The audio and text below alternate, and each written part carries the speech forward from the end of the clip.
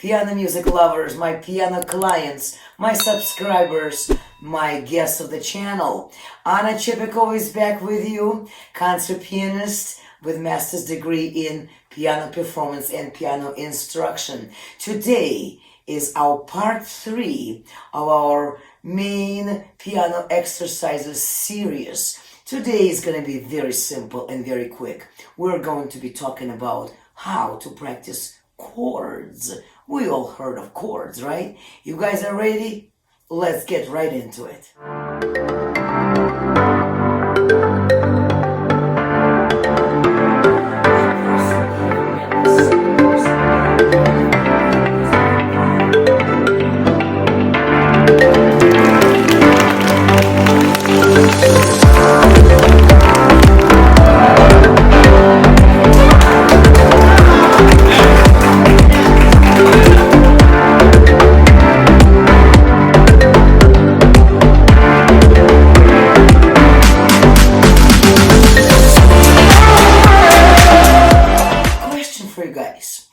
What is the very first thing we all pay attention when we just say starting working on something brand new, some brand new song, right? You've never performed before or always wanted to learn. What is the very first thing when you open that book and you're about to embark that brand new challenge, right? What is number one thing you are noticing? Come on, I'm waiting. Leave that in your comments, guys. What is the first thing we are literally noticing or paying attention to? I'll give you a little hint. Probably the time signature, right? What time signature that song is written in. 3/4, 4/4, 3/8, 6/8, and so on and so forth, right? Number 2. And this is what our subject is going to be related to today. Number 2, and very crucial, we have to, number 1, pay immediate attention at what key that song is written in. Have you ever heard folks say, I like the song, say, Canon in D? Have you heard Canon in D?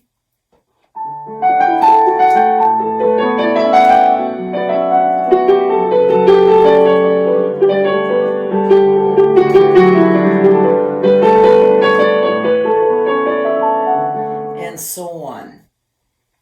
What is D? Where is the clarification of what key that is? It just says D. Is it a D minor or D major? Hello, huge difference, correct? So, number 1, to get to practicing our chords and understand what chords are about, we have to, number 1, guys, figure out and do it quick, what key that particular song is written in. Canon in D.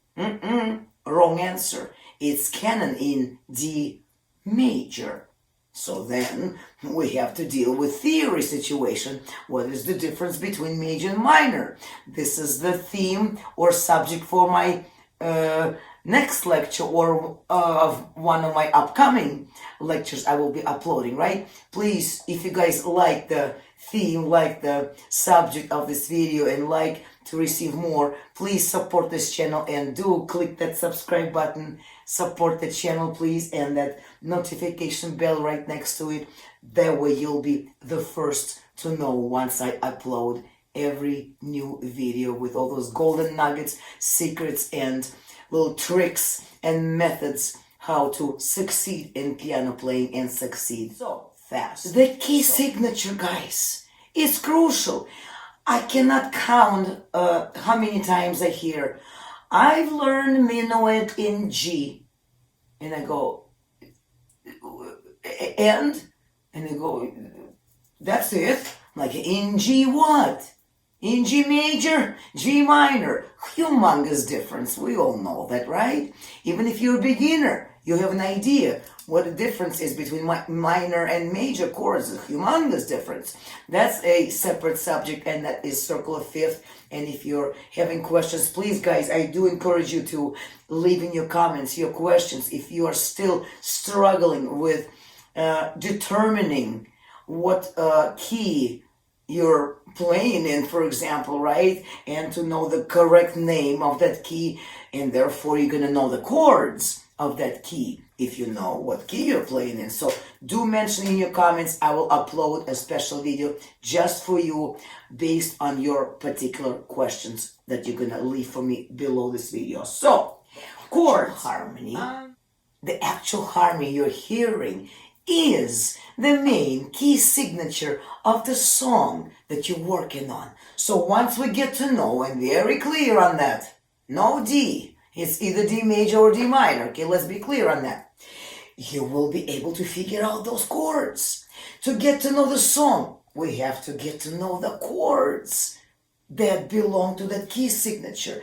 And I've already played a little bit of a sample from Rachmaninoff at the very beginning. Did you pay attention? I opened the video with a big chords filled fragment from a famous Rachmaninoff's prelude in C sharp minor. Oh, hello, I just mentioned the key name, the exact correct way, not in C sharp, in C sharp minor, therefore the chord is C sharp minor.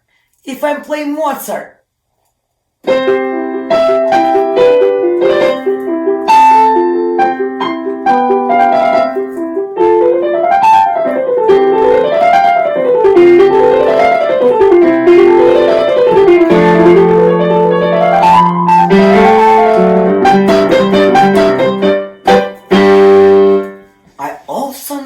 what key the song is written in. It's written in C major. Why? Number one, guys, in order to determine what key the song is written in, it's most of the time, I'd say 85 to 95%, not always, however, most of the time, it starts from that bass, C. You determine that's a C major or C minor. Obviously, C major sounds like this. C minor is sad. It's a different middle note, goes down half a step, right? And most of the time, I would say majority of the time, the song will end on that harmony. It will end in that key. So that way, we're very clear and we do know for sure what key that song is written in. Say it's written in C major, as that Mozart example I just showed you. Let's start simple, okay? It works the same way for any single piece of music. You guys check and let me know in your comments what song you're working on right now or possibly dreaming to learn, and how do we determine what key that song is written in, because that is the actual beginning to get to know your chords. Okay, since we were mentioning C major scale, C major chords and Mozart Sonata in C, I'm not going to be going back to that Rachmaninoff piece. It's a little too difficult for us right now to analyze. That will be a separate lecture. However, C major chord, let's name the keys right together along with me, guys, if you feel like it.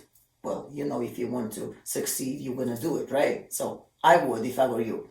C major, let's name the keys and play them as block chords. Block chords, remember, means when we're playing 3 notes at the same time. Opposite to melodic, when we're playing them as broken chords, which I described pretty in detail in my previous video that I dedicated to the arpeggio. So today we're talking chords. Briefly, C major chord, C, E, G. Then we've spoken about inversions last week, didn't we? Inversion would be E, G, C, and the final inversion is what? G, C, E. That's all you need to know. It's a progression. If you play that same thing with your left hand separately, watch me. C major chord doesn't sound very pleasant, but rules are rules. We gotta practice chords, right? So we gotta start in order to do them over what? Course of how many octaves? You guys watched my previous videos. If you have not watched my very last video I uploaded on arpeggios, I highly recommend you, I highly encourage you to look back up into my playlist and revisit. Actually, would be very helpful to revisit my playlist lecture by lecture and watch them once again in order for the material to get very well settled in your brain and in your memory. Going back, C major chord, left hand only, inversion number 2, inversion number 3. That's all. That's all you're gonna do for 4 octaves. Next one, same thing, all the way till you reach that octave number 4. Same thing will be happening in right hand. However, right hand obviously would have to start 1 octave higher. In order to put both hands together, what do? We can't just put them like this, it won't work, right? So right hand will be 1 octave apart. Watch carefully. Together.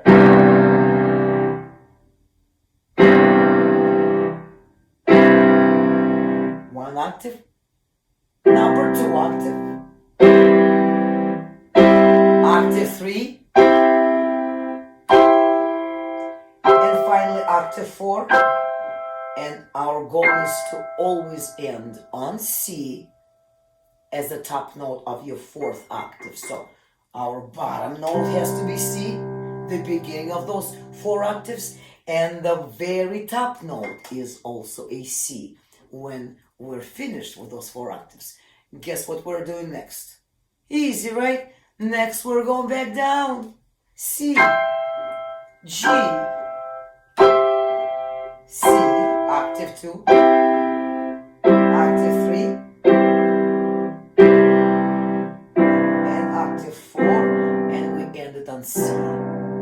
That's it. For right now, of course, okay? What I just showed you, the triads, that's called triads. Triad means what? 3 notes, right? We start as little beginners. I started when I was 3 or 4 years old, so of course with the tiny hands. Piano doesn't come in custom sizes like say violins do. Like violin, you start with a 8th violin, which is that size, and it's a quarter violin. Piano does not. So when I was that little age, 3, 4 years old, the piano looked the same. Same size, same width of the keys, so that's what trains your fingering. Therefore, I'm getting to the next topic in regards to those chords, how to practice them. We were just doing triads. 1, 3, 5, right? 1, 3, 5. Then, imagine if we extended 1 chord to a 4 notes. What we do is simply, we double up your bass. What does it mean?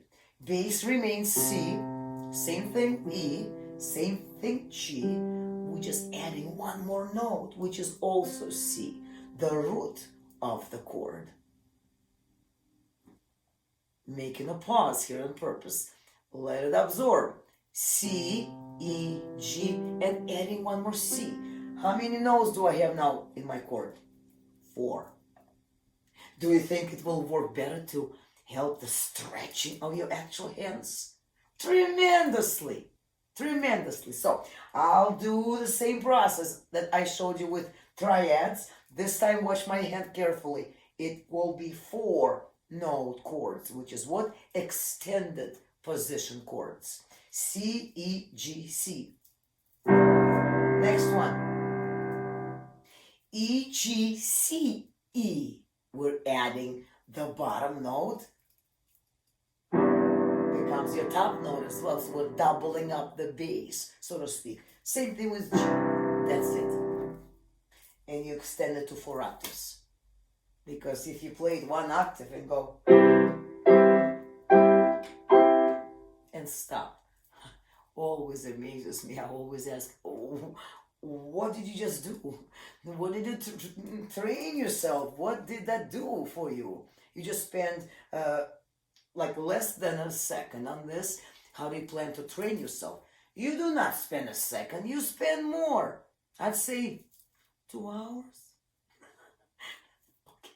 Don't get scared. Not 2 hours, not right now. If you want, of course, the more time you dedicate, of course, the better you're gonna be. How else are you gonna be performing Rachmaninoff or Chopin or Tchaikovsky?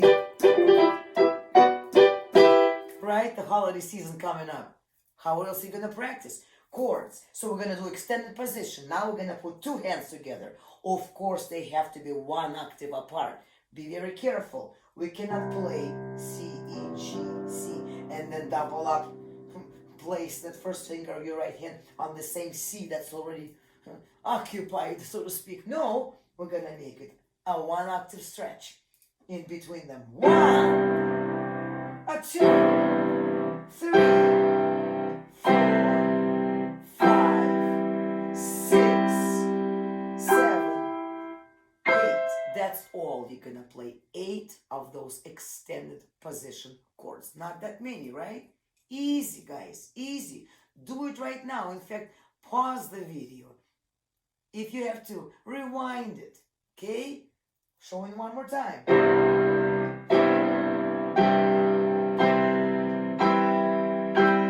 And back.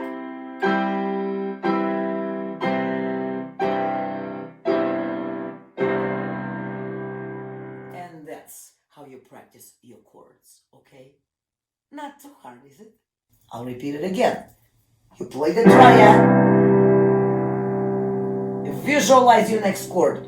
Because you've got eyes as well. You don't have to be staring or, so to speak, looking at the chord you're already playing. You always look a bit ahead. Here's you another secret, you guys. So looking ahead at your next chord. Watch. Rapidly move, but don't play. Just freeze for a sec. Make sure all the notes are right there, all the keys correct. Press. Eyes are looking ahead at the next chord. Rapidly move. Don't play. Only when you make sure all the keys are ready. Then play. Rapidly move. But don't play. Eyes are looking at the next chord, right? Rapidly move. Don't play. Make sure notes are correct. Eyes are looking at the next chord. And so on. So that secret, I don't know what number, 4 or 5, whatever. You guys keep track. It's looking ahead. It's visualizing your next chord ahead of time. So in order to get there, what do? We start practicing slow. Number 1, guys, never forget and always keep in mind to figure out what key your song that you're working on or just trying to learn or possibly sight read is written in. Once you know the key of the song, you know what chords to practice.